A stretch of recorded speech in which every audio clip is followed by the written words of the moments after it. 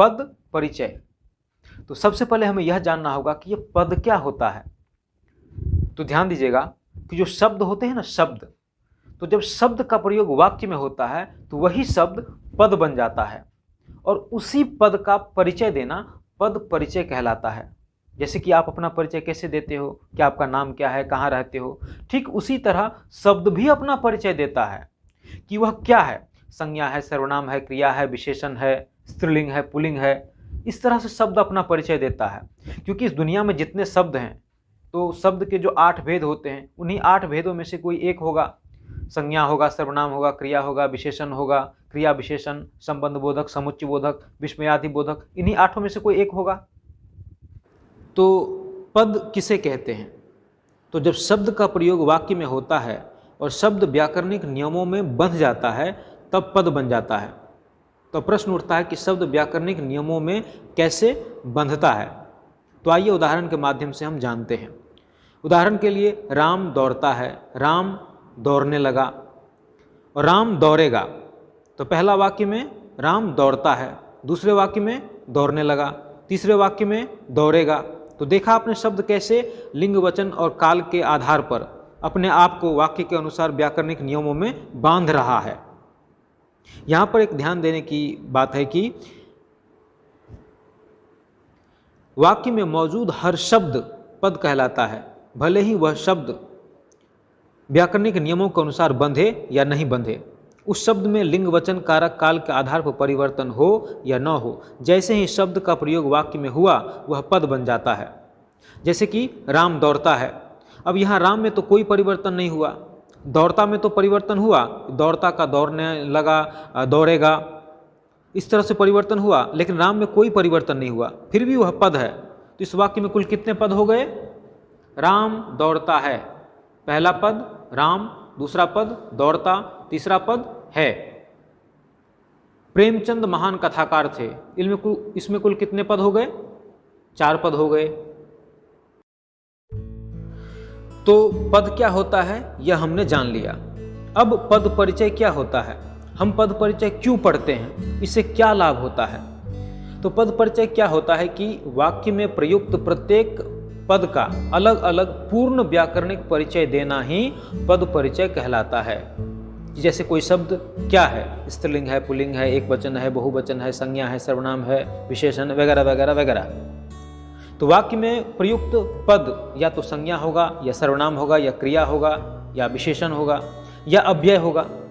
अव्यय के अंतर्गत वो सारे शब्द आ जाते हैं जिसमें परिवर्तन नहीं होता है, इन्हीं में से कोई एक होगा। तो अब इसी के आधार पर पद के 2 भेद किए गए हैं, यानी कि पद के 2 भेद होते हैं, विकारी शब्द और अविकारी शब्द। तो विकारी शब्द किसे कहते हैं? जो शब्द लिंग, वचन और काल आदि के अनुसार बदल जाता है वे विकारी शब्द कहलाते हैं। और विकारी शब्द के अंतर्गत संज्ञा, सर्वनाम, क्रिया और विशेषण ये आते हैं, क्योंकि इन्हीं चारों में विकार उत्पन्न होता है। लिंग, वचन, काल के आधार पर ये बदल जाते हैं। और ये विकार कैसे उत्पन्न होता है, कैसे ये शब्द लिंग, वचन, काल के अनुसार बदल जाता है? तो एक उदाहरण में देख लीजिए। राम अच्छा लड़का है, सीता अच्छी लड़की है। राम पुल्लिंग है तो अच्छा, सीता स्त्रीलिंग है तो अच्छी। तो इस तरह से अपने आप को बदल रहा है लिंग, वचन, काल के आधार पर। तो अब अविकारी शब्द, अविकारी शब्द किसे कहते हैं? जो शब्द लिंग, वचन, काल आदि के अनुसार अपना रूप नहीं बदलता है, अविकारी शब्द कहलाता है। और अविकारी शब्द के अंतर्गत क्रिया विशेषण, संबंध बोधक, समुच्चय बोधक और विस्मयादि बोधक आते हैं। जैसे कि जहाँ, तहाँ, और, एवं, तथा, व, अथवा, लेकिन, किंतु, परंतु, ये सारे शब्द जो हैं वह किसी भी हाल में अपना रूप नहीं बदलते हैं, इसलिए ये अविकारी शब्द कहलाते हैं। तो पहला, क्रिया विशेषण किसे कहते हैं? तो जो शब्द क्रिया की विशेषता बतलाता है क्रिया विशेषण कहलाता है। जैसे वह धीरे धीरे चलता है, धीरे धीरे क्रिया विशेषण हो गया, यह अपना रूप नहीं बदल रहा है। संबंध बोधक किसे कहते हैं? जो शब्द संज्ञा या सर्वनाम का वाक्य के दूसरे शब्दों के साथ संबंध को बताता है। संबंधवाचक कहलाता है या संबंध बोधक कहलाता है। जैसे रोहन के पीछे पुलिस पड़ी है, छत के ऊपर टंकी है, तो संबंध बोधक में कौन कौन से शब्द आएंगे? के पीछे, के ऊपर, के पास, इस तरह से संबंध बताने वाले शब्द आएंगे। तो आप जानते हैं समुच्चय बोधक। तो समुच्चय बोधक किसे कहते हैं? जो शब्द दो या दो से अधिक शब्दों या वाक्यों को जोड़ता है, समुच्चय बोधक कहलाता है। जैसे और, एवं, तथा, व, अथवा, लेकिन, किंतु, परंतु आदि। अब हमारा जो अंतिम है विस्मयादि बोधक। तो जिस शब्द से हर्ष, घृणा, शोक आदि का भाव प्रकट होता है, विस्मयादि बोधक कहलाता है। जैसे ओह, वाह, शाबाश, धन्य, इस तरह के शब्द। तो ये सारे के सारे अविकारी शब्द थे और परीक्षा में प्रायः विकारी शब्द ही पूछे जाते हैं, क्योंकि विकारी शब्द यानी कि संज्ञा, सर्वनाम, क्रिया और विशेषण, इन्हीं चारों में लिंग, वचन और काल के आधार पर परिवर्तन होता है और अविकारी में तो परिवर्तन ही नहीं होता है। तो उसकी हम व्याख्या करेंगे भी तो बहुत संक्षिप्त में होगा, एक शब्द में निपट सकता है, ज़्यादा से ज़्यादा 2 शब्द होगा। इसलिए परीक्षा में सिर्फ विकारी शब्द ही पूछे जाते हैं, विकारी शब्द का पद परिचय पूछा जाता है।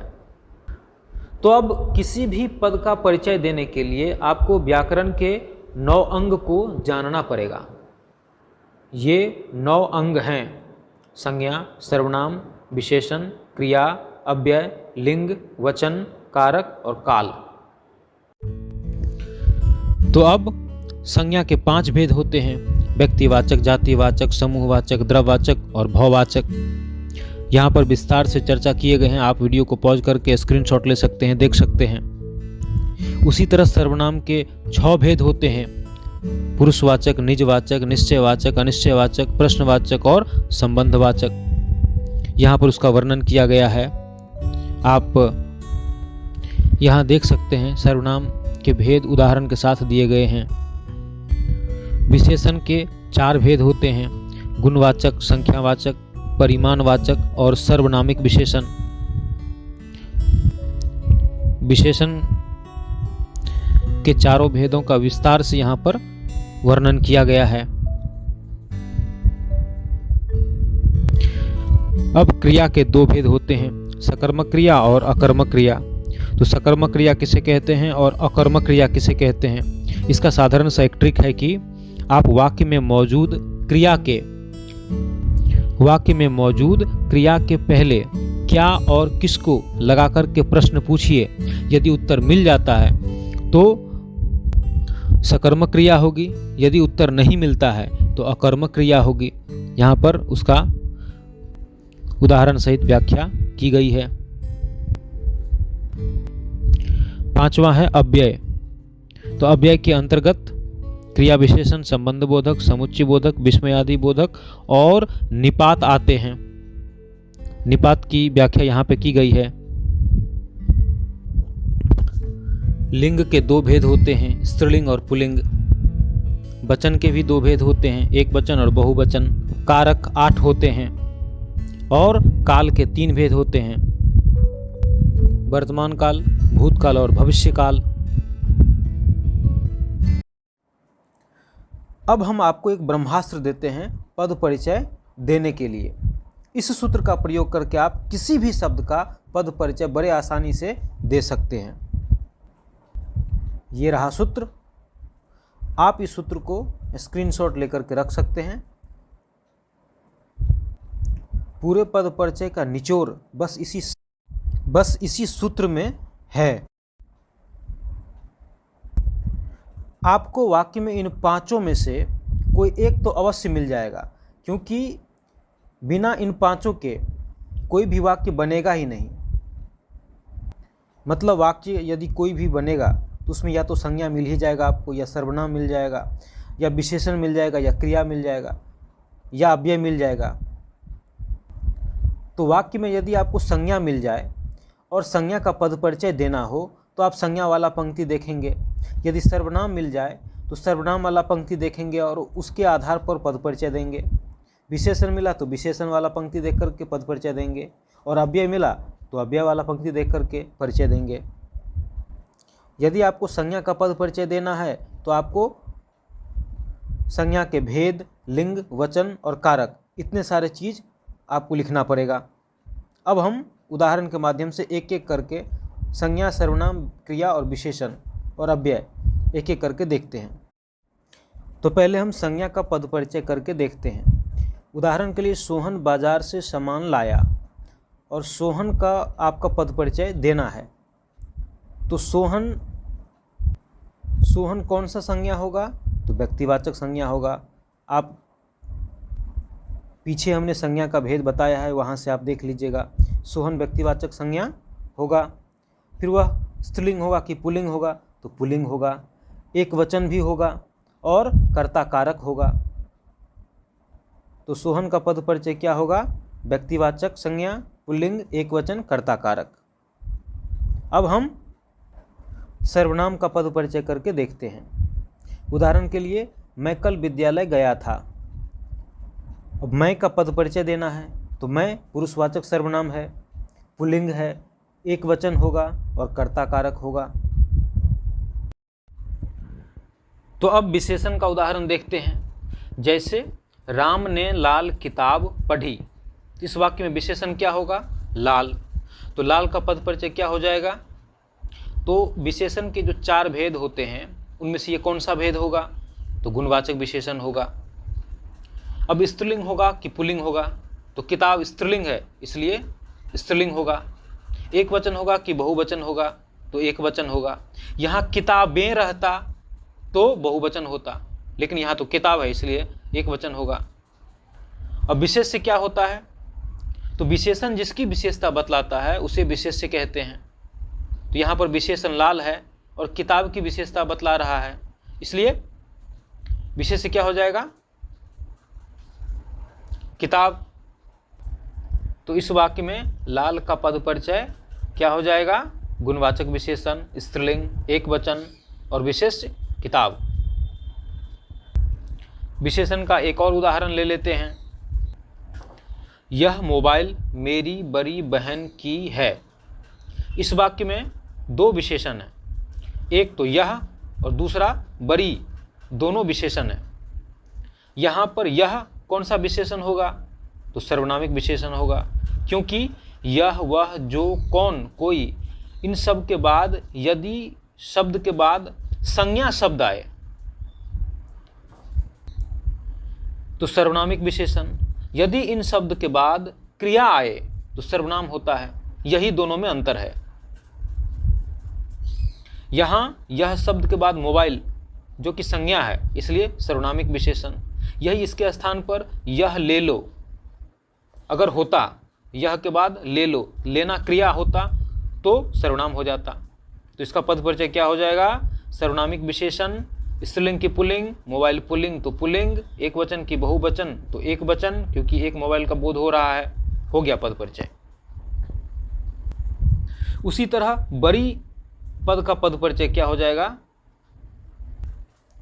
बड़ी कौन सा विशेषण? तो गुणवाचक विशेषण, क्योंकि विशेषण के जो 3 और भेद होते हैं, संख्यावाचक, परिमाणवाचक और सर्वनामिक, वो तो हो नहीं सकता। हम ऐसे भी परीक्षा में सोच सकते हैं कि विशेषण का कौन सा भेद होगा। संख्यावाचक में संख्या का बोध होगा, परिमाण में नापने तौलने का बोध होगा, सर्वनामिक में यह, वह, जो के बाद कोई संज्ञा शब्द आना चाहिए। तो गुणवाचक विशेषण, स्त्रीलिंग की पुल्लिंग तो स्त्रीलिंग क्योंकि बहन है, एक वचन की बहुवचन तो एक वचन, और विशेष्य में क्या होगा? बहन। तो हो गया पद परिचय। तो अब क्रिया शब्द का पद परिचय भी देख लेते हैं। हम सकर्मक और अकर्मक दोनों क्रिया का उदाहरण देख लेते हैं। पहले सकर्मक क्रिया का उदाहरण देख लेते हैं। जैसे राम किताब पढ़ता है, तो इसमें क्रिया पढ़ता है, तो पढ़ता है का पद परिचय क्या हो जाएगा? तो सबसे पहले पढ़ता है कौन सी क्रिया है? सकर्मक क्रिया है कि अकर्मक क्रिया है? तो सकर्मक क्रिया है। तो वाक्य में सकर्मक और अकर्मक क्रिया कैसे पहचानते हैं? तो वाक्य में मौजूद क्रिया में क्या और किसको लगाकर प्रश्न पूछने पर यदि उत्तर मिल जाता है तो सकर्मक क्रिया, और यदि उत्तर नहीं मिलता है तो अकर्मक क्रिया। तो प्रश्न पूछ करके देखिए, क्या पढ़ता है? तो उत्तर मिला किताब। मतलब सकर्मक क्रिया। तो पढ़ता है का पद परिचय सकर्मक क्रिया। अब स्त्रीलिंग की पुल्लिंग, स्त्रीलिंग की पुल्लिंग तो राम पुल्लिंग है इसलिए पुल्लिंग। यही यहाँ पर सीता रहती तो स्त्रीलिंग हो जाता। एक वचन की बहुवचन तो एक वचन। काल कौन सा तो वर्तमान काल, हो गया पद परिचय। अकर्मक क्रिया का उदाहरण देख लेते हैं। छोटी लड़की तेज दौड़ रही है, तो सबसे पहले सकर्मक क्रिया की अकर्मक क्रिया। तो क्रिया में क्या और किसको लगाकर प्रश्न पूछकर देखिए। क्या दौड़ रही है, उत्तर नहीं मिला। किसको दौड़ रही है, उत्तर नहीं मिला। हाँ, कौन दौड़ रही है का उत्तर मिला कि लड़की दौड़ रही है, लेकिन हमको सिर्फ क्या और किसको लगा करके प्रश्न पूछना रहता है। दौड़ रही का पद परिचय अकर्मक क्रिया। स्त्रीलिंग की पुल्लिंग तो स्त्रीलिंग। क्यों स्त्रीलिंग, क्योंकि लड़की है। एक वचन की बहुवचन तो एक वचन। काल कौन सा तो रही है तो वर्तमान काल, हो गया पद परिचय। अब अव्यय का पद परिचय भी देख लेते हैं। आह क्या स्वाद है, आह विस्मयाधिबोधक, बात खत्म। राम और श्याम पढ़ते हैं तो और शब्द का पद परिचय समुच्चय बोधक अव्यय, खत्म। छत के ऊपर टंकी है, के ऊपर का पद परिचय संबंध बोधक, खत्म। यहाँ कुछ उदाहरण आपकी सहायता के लिए दिए जा रहे हैं, आप इसका स्क्रीनशॉट ले सकते हैं। आपको पद परिचय संबंधी कोई भी प्रश्न हो तो आप कमेंट बॉक्स में जरूर पूछें। धन्यवाद।